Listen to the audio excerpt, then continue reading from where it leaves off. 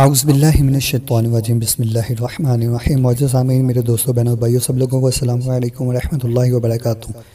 آپ سب لوگوں کا میرے چینل پہ ارمان ٹی وی پہ ایک بار پھر خوش آمدید۔ آج ہم آپ کے لیے ایک اور ویڈیو لے کر آئے ہیں۔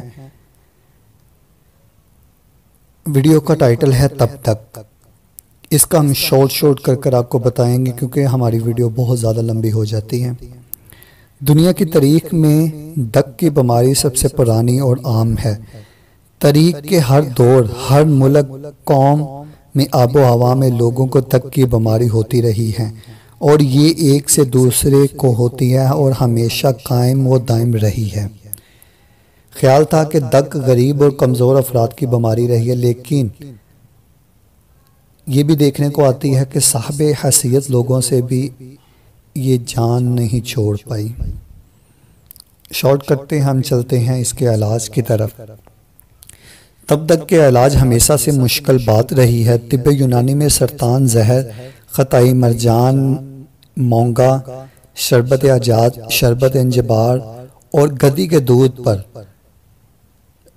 زور دیا جاتا رہا، جبکہ ڈاکٹر مچھلی کے تیل کو مختلف شکلوں میں دیتے آتے ہیں۔ ہسپتال میں مچھلی کے تیل کا نسخے سے تیار کیا گیا ہر مریض کو پلایا جاتا گا۔ ہم چلتے ہیں آگے کی طرف، کیونکہ میری لاسٹ والی ویڈیو میں نے دیکھا کہ کافی لمبی ہو گئی ہے۔ ہم اس سے شارٹ کر آپ کو تھوڑی سی وضاحت بیان کرتے رہتے ہیں کہ آپ کو کس چیز سے پرہیز کرنا ہے اور طب نبوی کی طرف چلیں گے۔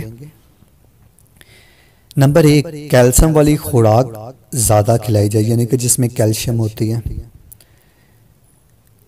آدھ پکی ہوئی سبزیاں کھائی جائے، یعنی کہ کچی سبزیاں آدھا پکی ہوئی۔ نمبر 3، گوشت کم کھایا جائے، پانی میں بھی زیادہ نہ پیا جائے۔ گوشت کم کھایا جائے اور پانی بھی زیادہ نہ پیا جائے۔ نمبر 4، پھلوں کے جوس خوب پیے جائیں، چکنائی خوب کھائی جائے، لمحیات پر توجہ دی جائے۔ دوسری طرف وہ گوشت منع بھی کرتا ہے۔ جدید علاج،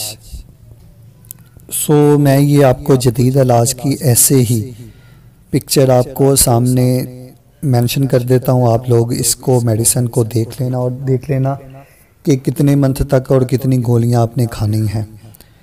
ہم چلتے ہیں اب طب نبوی صلی اللہ علیہ وسلم کی طرف۔ تب تک کے علاج کے تفصیلی جائزہ میں دیکھا گیا کہ یہ علاج مہنگا اور مسائل سے بڑا پڑا ہے۔ اکثر دوائیوں پیٹ اور جگر کو خراب کر دیتی ہے۔ اس بیماری کے اکثر مریض لاغر ہوتے ہیں۔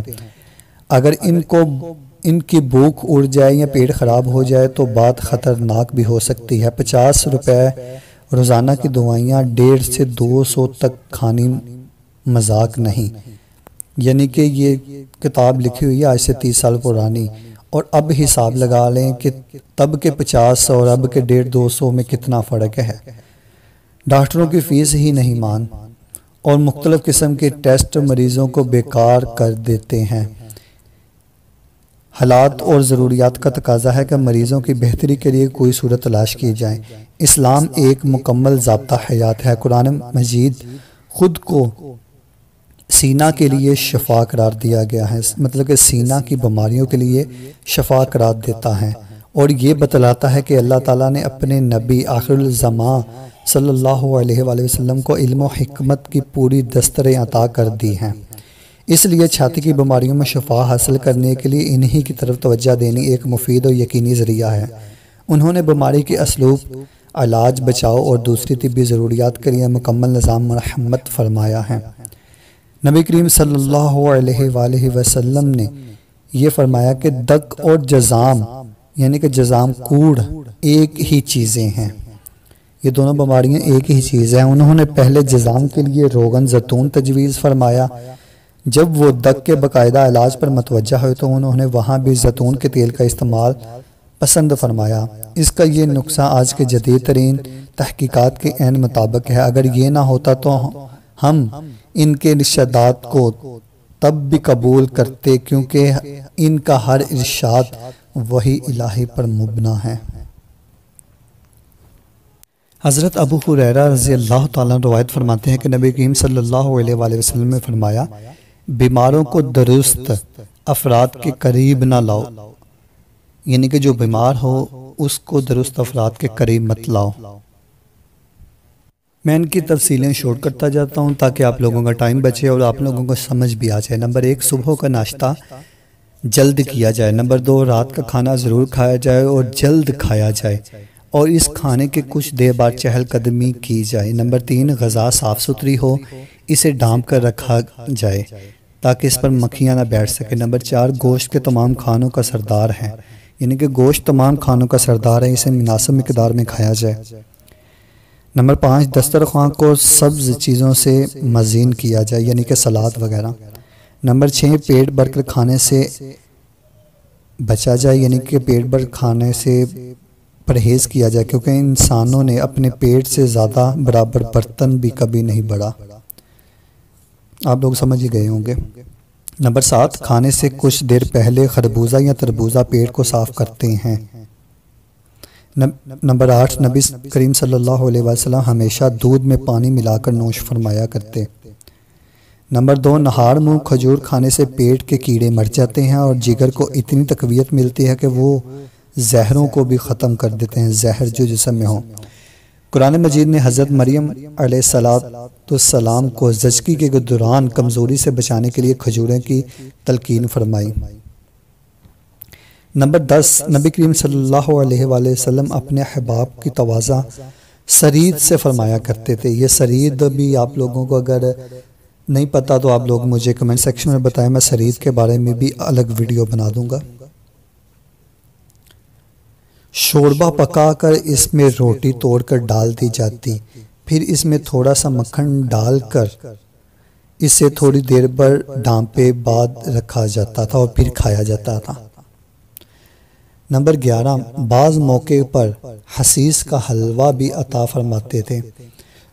ام المومنین حضرت صفیہ رضی اللہ تعالیٰ عنہ کے ولیمے پر حسیس پکایا گیا، جس میں کھجور، پنیر، جو کا آٹا اور مکھن شامل تھے۔ یہ ایک زبردست مقوی اور جسم کو قوت مدافعت بڑھانے میں کسی بھی خمیرہ کا ٹانک سے بہتر ہے۔ نمبر 12، نبی کریم صلی اللہ علیہ وسلم کی حیات مبارکہ میں 24 سالوں میں ایسے ہیں جن کا ایک ایک لمحہ لوگوں نے ریکارڈ مرتبہ کیا۔ اس میں پورے عرصے میں وہ ایک روز بھی بیمار نہیں ہوئے۔ انہوں نے مسافت کے دوران کبھی تھکن کی شکایت نہیں کی۔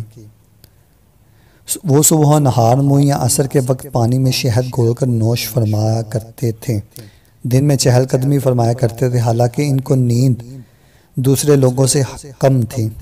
نمبر 13، حضرت عائشہ صدیقہ رضی اللہ تعالیٰ روایت فرماتی کہ ہمارے گھر میں جب کوئی بیمار ہوتا تو اس کی غذا کے لیے جو کے دلیے کی ہانڈی چولہے پر چڑھ جاتی تھی۔ مریض کا جو کا دلیہ شہد ملا کر بار بار اسے وقت تک کھلایا جاتا جب تک بیماری کا قصہ ختم نہ ہو جاتا۔ نبی کریم صلی اللہ علیہ وآلہ وسلم کی ارشاد گرامی معلومات مبارک سے یہ چند اہم نکات مرتب کیے گئے۔ آپ سب لوگ جانتے ہیں کہ علاج کے لیے یہ کیا کیا چیزیں ہمارے نبی پاک صلی اللہ علیہ وسلم نے تجویز فرمائی ہیں۔ حضرت ابو ہریرہ رضی اللہ تعالیٰ بیان فرماتے ہیں کہ نبی کریم صلی اللہ علیہ وسلم نے فرمایا، زیتون کا تیل اور اس کی مالش کرو کیونکہ یہ اسے 70 بیماریوں سے شفا ہے، جن میں سے ایک کوڑ بھی ہے۔ حضرت عبداللہ بن عمر رضی اللہ تعالیٰ روایت فرماتے ہیں کہ زیتون کے تیل سے علاج کیا کرو، اسے کھاؤ اور لگاؤ کیونکہ یہ ایک مبارک درخت سے میسر آتا ہے۔ زیتون کا تیل اس لیے مبارک ہے کہ قرآن مجید نے 5 مختلف مقامات پر اس کی تعریف فرمائی ہے۔ قرآن مجید میں نبی کریم صلی اللہ علیہ وسلم نے یوں استعمال فرمایا، یعنی کہ قرآن مجید کی سند۔ حضرت زید بن ارقم رضی اللہ عنہ بیان فرماتے ہیں کہ ہم کو رسول اللہ صلی اللہ علیہ وسلم نے حکم دیا کہ ہم ذات الجنب کا علاج یعنی کہ قسط الجری اور زیتون کے تیل سے کیا کریں۔ یہ اپنی ویڈیو میں چھوٹے چھوٹے میسج دے رہا ہوں کہ ان چیزوں کے علاج کس کس چیز کے ساتھ کرتے ہیں۔ نبی کریم صلی اللہ علیہ وسلم کے ارشاد گرامی ہے کہ ڈاکٹر سعید احمد صاحب کے مشاہدات کے بعد قسط الجری 100 گرام، شہد 50 گرام، روغن زیتون 50 گرام۔ قسط کو پیس کر اس میں اچھی طرح شہد ملایا گیا۔ جب یہ معجون سی بن گئی تو اس میں زیتون کا تیل شامل کر کے پھر ہلایا گیا۔ یہ مجون دق کے مریضوں کو دی گئی ایک بڑا چمچ صبح و شام دینے سے ایسے شاندار نتائج برآمد ہوئے کہ لوگ حیران رہ گئے۔ ایک اور نسخہ تجویز فرمائیں۔ نمبر 1، نہار منہ اور عصر کے وقت 2 چمچے شہد ابلتے پانی میں۔ Number 2، کست الجڑی 100 gram. نمبر 3، میتھی کے پتے یا بیج پیس کر 20 گرام اس مرکب کا چھوٹا چمچ صبح و شام کھانے کے بعد۔ نمبر 4، رات کو سوتے وقت 2 بڑے چمچ زیتون کا تیل، اٹلی، یونان یا ترکی کا بنا ہوا ہو۔ اس نسخہ میں پہلی اہم چیز گرم پانی میں شہد ہے۔ یہ گلے کی خرابیوں کو دور کرتا ہے، بلغم نکالتا ہے، سانس کی نالیوں کی سوزش کو تسکین دیتا ہے، آنتوں کو جلن کو رفع کرتا ہے، آنتوں کی دق کو اہم علامات سے اسحال کرتا ہے۔ تب دق کا یونانی علاج۔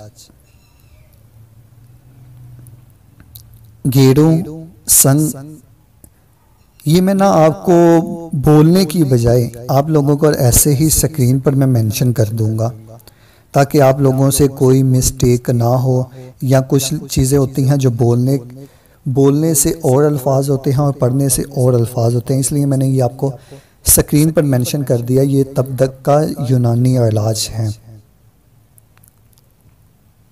ایک اور نسخہ آپ کو میں نے سکرین پر مینشن کیا ہے کہ یہ بھی بے حد دق کی بیماریوں کے لیے مفید ہے۔ میں نے اپنی ویڈیو کو اور ٹائم بھی بچایا اور آپ لوگوں کا بھی ٹائم بچایا ہے، اس لیے آپ کو میں نے ایسے ہی آپ کو یہ سکرین پر مینشن کر دیا ہے۔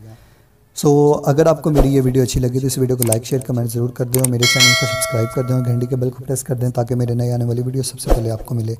ملتے ہیں ہم نیکسٹ ویڈیو میں، دعاؤں میں یاد رکھیے گا، تب تک کے لیے اللہ حافظ۔